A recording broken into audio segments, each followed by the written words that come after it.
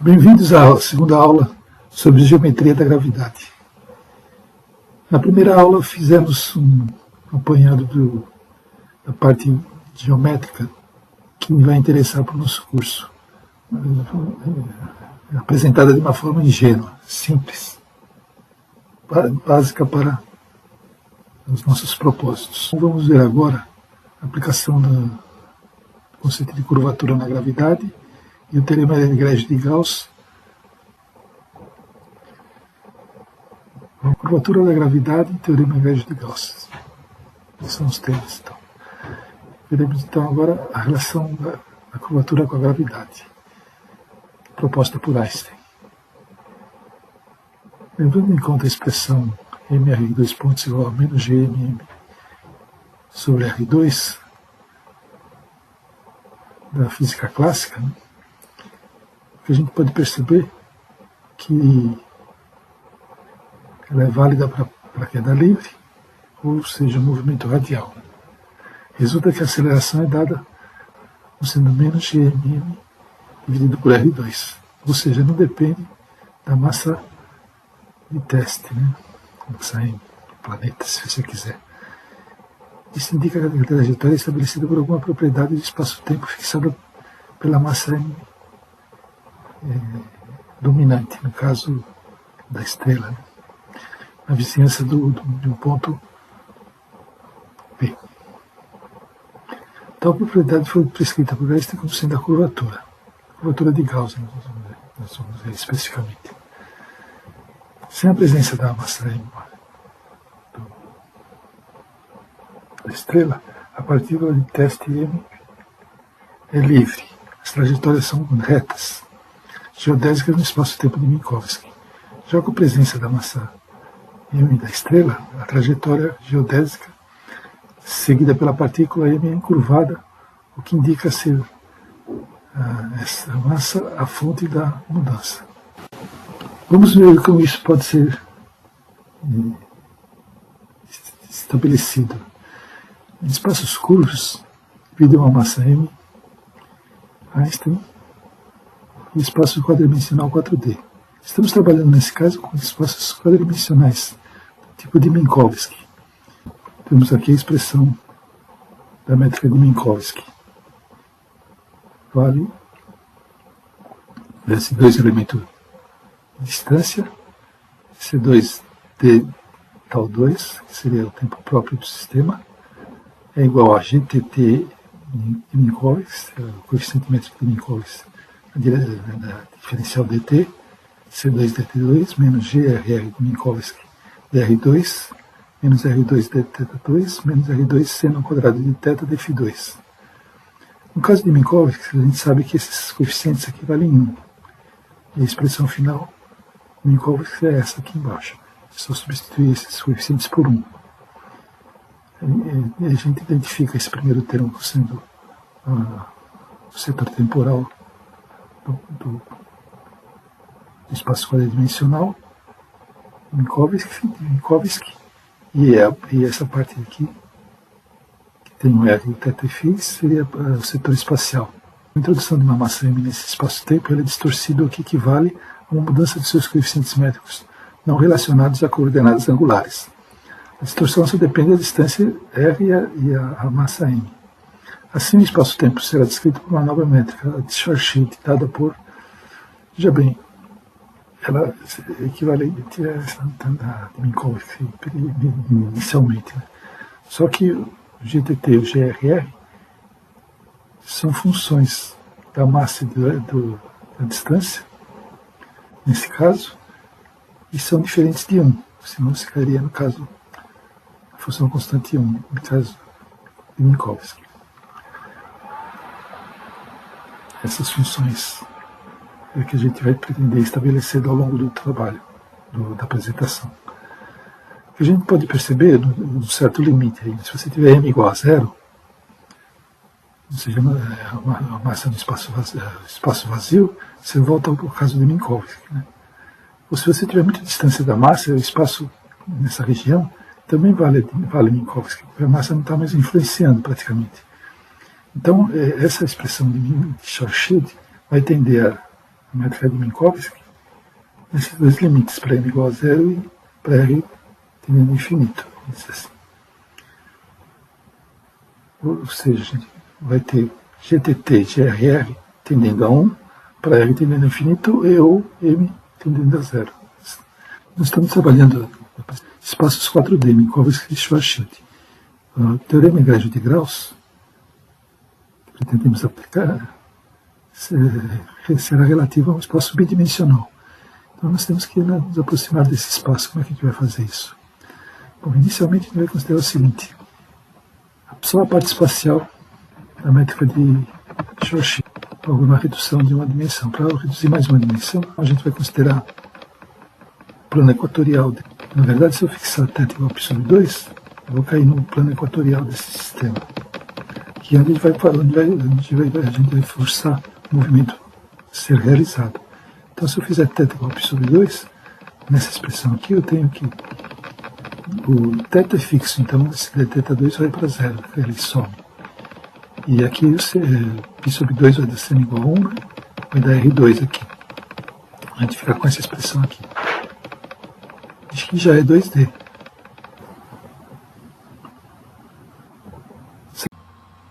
Essa é a métrica BCS, bidirecional circularmente simétrica. Ela tem como característica ter a função GRR só dependente da direção R, coordenada R. E como também a função Gφ. Só que no caso da Gφ é uma função sempre a mesma. É sempre a mesma, é R ao quadrado. A métrica BCS será utilizada para representar a parte espacial do movimento. Será visto que essa métrica tem uma curvatura K diferente de zero, e sendo assim, isso que ela define um espaço curvo não euclidiano. É nele que ocorre o movimento referente ao caso de estudo de uma massa M minúscula de teste submetida a uma força central gravitacional gerada pela massa M maiúscula na origem. Pretende-se mostrar que a dinâmica resultante é estabelecida pela curvatura desse espaço em cada um de seus pontos. Na sua forma mais geral, o teorema de egrégio afirma o seguinte: afirma que os coeficientes métricos GRR e Gφ e suas derivadas em terceira ordem definem a curvatura K nos pontos de uma dada superfície ou espaço bidimensional, que pode ser escrito em sua maior generalidade pela seguinte expressão. Então veja bem, aqui eu tenho elemento de distância dS2 genérico, em que os coeficientes métricos são funções das coordenadas R e φ do sistema. GRR é função de R e φ, Gφ é função de R e φ. Então, se definem derivadas de GRR com relação a R, com relação a φ, derivadas segundas também, né? E o que o teorema afirma é que o K vai ser função desses coeficientes métricos, de suas derivadas e derivadas segundas, como está aqui genericamente falando. No caso específico do PCS, a gente não tem, a métrica aqui é restrita da anterior.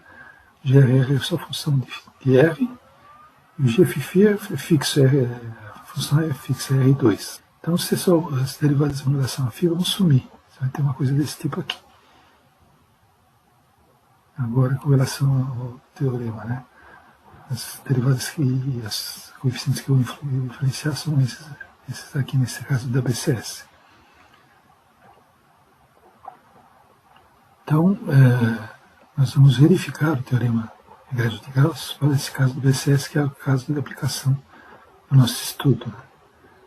Então, visando obter a expressão da curvatura K no caso das métricas do tipo BCS, aqui é proposto que se considere inicialmente a esfera sigma de raio R, cuja curvatura em qualquer ponto dessa superfície tem um valor constante, como já foi visto, e é igual a 1 sobre R2.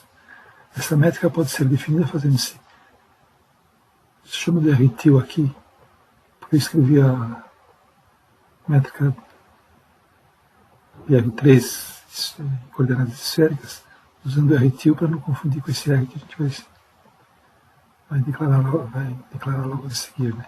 Então, mas é aquela métrica aqui, né? R-til, θφ. Então, se eu fixar o R-til em R, eu vou cair numa esfera, certo? dr2 vai ser zero porque tio está fixo. Aqui vai ser R2 maiúsculo e aqui também. Então a expressão que resulta, nesse caso, é essa aqui. Ó. Só pegar essa expressão aqui e fazer essa mudança.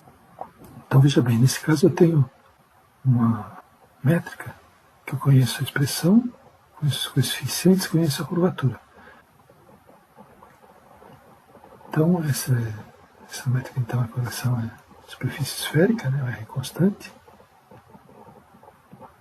E a gente pode identificar aqui esse R minúsculo agora, aqui, que não é o R til, né? Está dentro desse triângulo retângulo.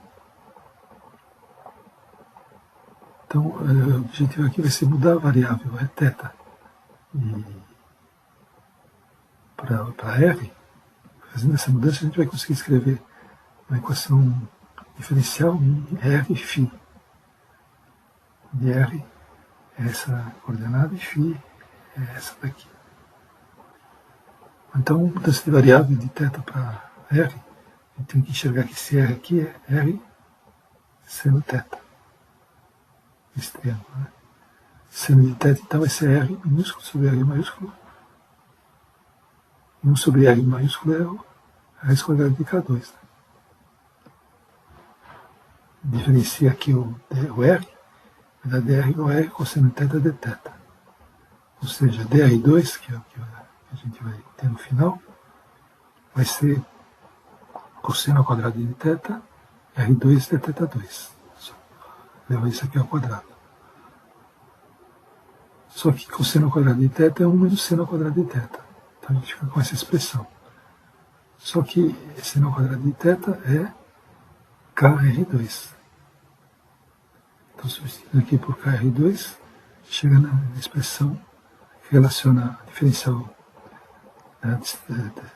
radial com a diferencial de θ. Daí a gente pode separar o R2 da θ e fica com dr2 sobre 1 menos KR2. Então na expressão 1 a gente tem o R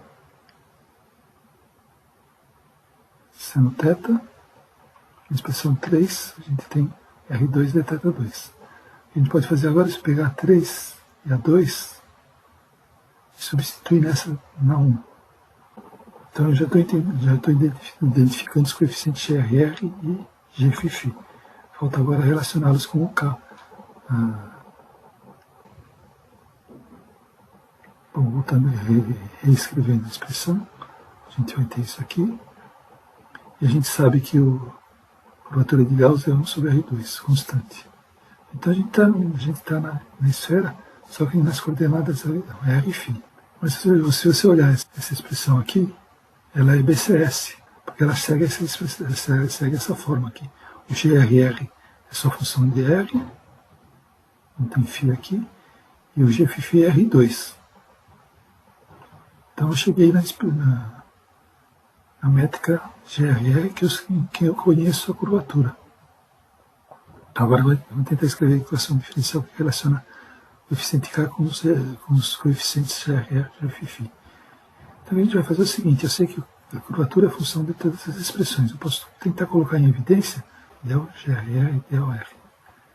Se eu colocar o K em evidência, vou ficar com del GRR e del R multiplicando o A, onde esse A continua sendo função dos coeficientes derivadas. Eu posso escrever essa expressão aqui, ó, K del GRR e del R. O GRR vale isso aqui, então eu ponho del A, que multiplica del R do GRR, que é isso aqui, igual a K. Estou escrevendo essa expressão agora aqui, mas explicitando o GRR.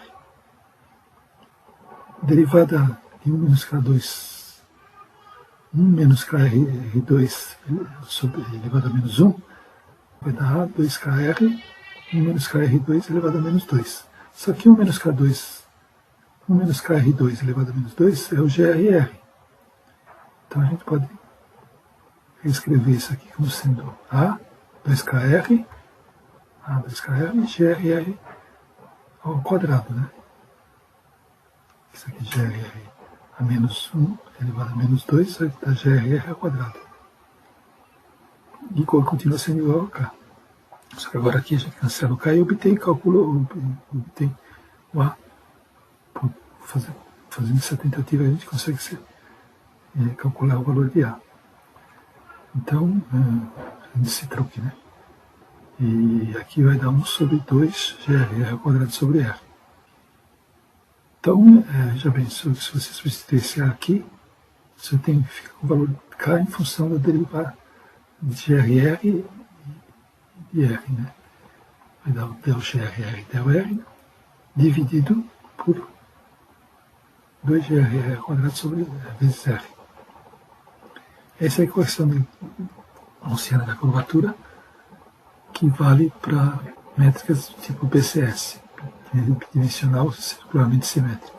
A gente vai assumir que esse resultado seja válido somente para quaisquer métricas do tipo BCS. Para verificar que o teorema engráfico é válido, é só lembrar que esse R aqui, na verdade, pode ser visto como sendo raiz quadrada de Gφ, né? O R seria a raiz quadrada de Gφ. E aqui eu tenho o K dado só pelos coeficientes, como é dito pelo teorema de egrégio de Gauss. A gente então confirmou esse resultado. Para esse caso, a gente pode ver um exemplo, né?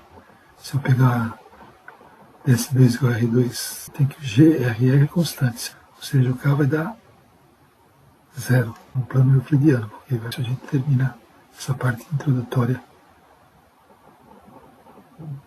básica, né?